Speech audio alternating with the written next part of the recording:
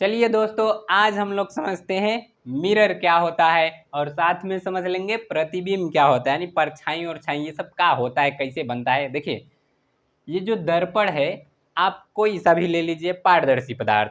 पारदर्शी यानी जिसमें आर पार देख सकें, जैसे कोई शीशा ले लीजिए, कांच ले लीजिए, तो आप उसी का एक भाग पेंट कर दीजिए। जैसे ही एक भाग पेंट करेंगे, अब उसमें आर पार पहले दिखाई देता था, अब आर पार दिखाई देना बंद। जैसे मान लीजिए उधरिया कोई है, ठीक है, उसको आप ऐसे कर लगा के देख रहे हैं, कांच से आर पार दिखाई दे रहा है, एक भाग उसका पेंट कर दिए, तो ऐसे जब देखेंगे तो उसमें आप खुद दिखाई देंगे। लड़कियां इसे देखेंगी तो चुड़ैल दिखाई देगी। तो डरना नहीं है, एकदम ध्यान से देखते रहना। चलो, दर्पण यानी एक भाग पेंट कर दें। अब जैसे उसका एक भाग पेंट करेंगे, अब उस पर प्रकाश पड़ेगा, धड़ाक दे परावर्तित हो जाएगा। तो दर्पण क्या करेगा, इसमें दो बात याद रखना। एक तो ये एक भाग इसका पेंट रहेगा, दूसरे का ये प्रकाश को परावर्तित कर देगा, और इसमें तुम देखोगे ना तो तुम्हारा चित्र दिखाई देगा। ठीक है, यानी कोई भी पारदर्शी पदार्थ रहे, उसी का एक भाग पेंट कर दो, तो जो भाग पेंट किया हुआ है उसे कहते हैं सतह, कलई किया हुआ सतह, और जो पेंट नहीं किया गया है उसे कहते हैं परावर्तक सतह। ये दो तरह का होता है, यानी दर्पण कितने प्रकार का होता है, दो प्रकार का। एक होता है समतल दर्पण।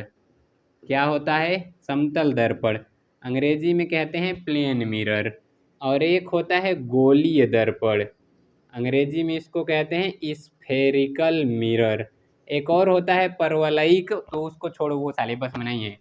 तो समतल दर्पण यानी इसका जो परावर्तक सतह है वो 180 का कोण बनाना चाहिए। ऐसे देखो, ये हो गया कोई कांच का टुकड़ा, पारदर्शी है। अब इसका एक भाग हम पेंट कर दिए, लो पीछे पेंट कर दिए, तो अब इसके दो भाग हैं। एक तो आगे वाला, यहाँ प्रकाश पड़ेगा तो धड़ाक दे वापस हो जाएगा, तो ये जो पिछवा है इसको कहते हैं कलई किया हुआ सतह।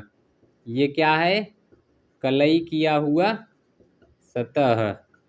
ठीक, अब उसके उस पार वाला जो है, इसको कहते हैं परावर्तक सतह।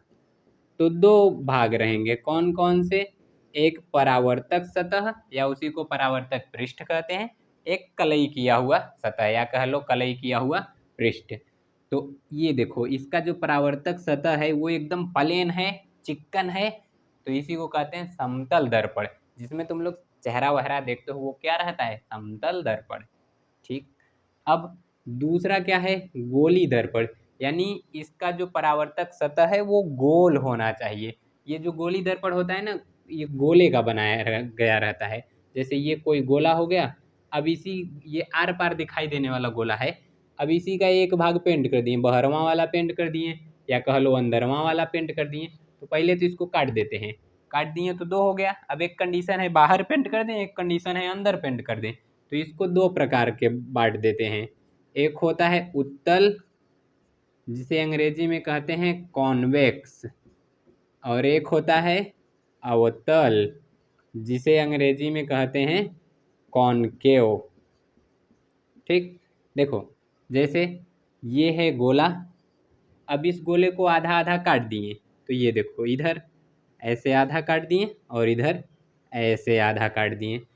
अब ये जो उत्तल दर्पण है, इसमें अंदर पेंट कर देते हैं। देखो ये अंदर हम पेंट कर दिए, तो यानी ये जो बाहर है ये क्या है, परावर्तक सतह, यानी परावर्तक सतह।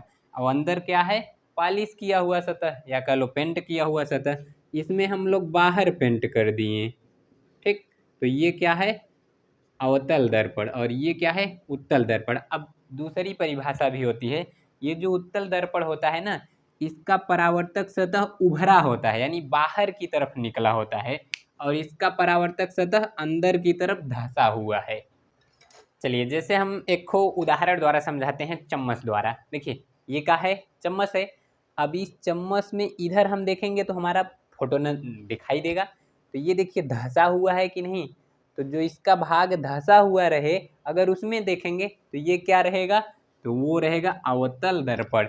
अब इसी का बहरवा वाले में देखिए, ये वाह एकदम मस्त दिखाई दे रहे हैं जी। तो ये देखो, ये बाहर उभरा हुआ है, तो ये क्या कहलाएगा, उत्तल दर्पण। और ये समतल दर्पण यानी रोज जिसमें वही चेहरा वहरा देखकर फेरते ओरते हो बाल वाल, यानी तैयार होने वाला। ये देखो ये क्या है, तो ये है समतल दर्पण यार, एकदम सिंपल, जिसमें चेहरा देखते हो समतल दर्पण। ठीक है, अब ध्यान देना, दर्पण तो क्लियर हो गया, एक भाग पेंट कर देंगे और ये दूसर का भाग जो रहेगा परावर्तक सतह कहलाएगा। अगर वो एकदम सपाट है, एकदम चिक्कन है, 180 का कोण बना रहा है, समतल दर्पण। अगर वो बाहर की तरफ निकला है, उत्तल दर्पण। अंदर की तरफ धंसा है, अवतल दर्पण।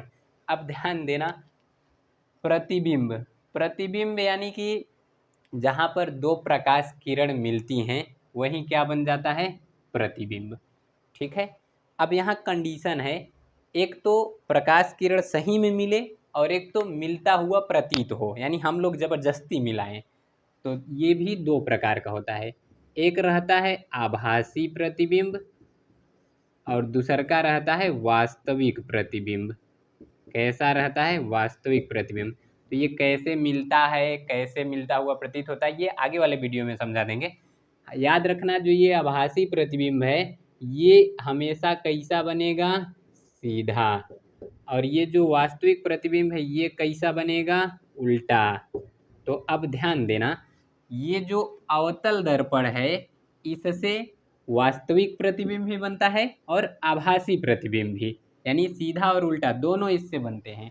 लेकिन ये जो उत्तल दर्पण है, उत्तल दर्पण से केवल आभासी प्रतिबिंब बनता है। कैसा, आभासी, यानी ये जो चम्मच है ना, इसमें अगर हम इस साइड ऐसे देखें तो हम सीधा दिखाई देंगे, लेकिन अगर हम इस साइड ऐसे देखें तो हमारा चेहरा उल्टा दिखाई देगा।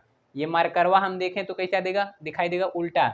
लेकिन इसको ऐसे ऐसे ऐसे ऐसे ऐसे इसके पास लाते जाएं तो जब एकदम नज़दीक में लेकर चले जाएंगे तो सीधा दिखाई देगा, यानी सीधा उल्टा दोनों दिखा रहा है। ठीक, तो जब परावर्तक सतह एकदम प्लेन हो, समतल दर्पण, बहरे निकला हो तो उत्तल दर्पण, अंदरमा धस गया हो तो अवतल दर्पण। अब ये जो अवतल दर्पण होता है इस पर ऐसे बत्ती बारो तो बत्ती बारोगे इधरियाँ भेज देगा, ऐसे बारो इधर भेज देगा, इधर बारो इधर भेज देगा, यानी चाहे जहाँ से बारो ये एक जगह लाकर सबको इकट्ठा कर देगा। तो इसको कहते हैं, सबको एक पास में ला दे रहा है, यानी सबको कन्वर्ज कर रहा है, मिला दे रहा है।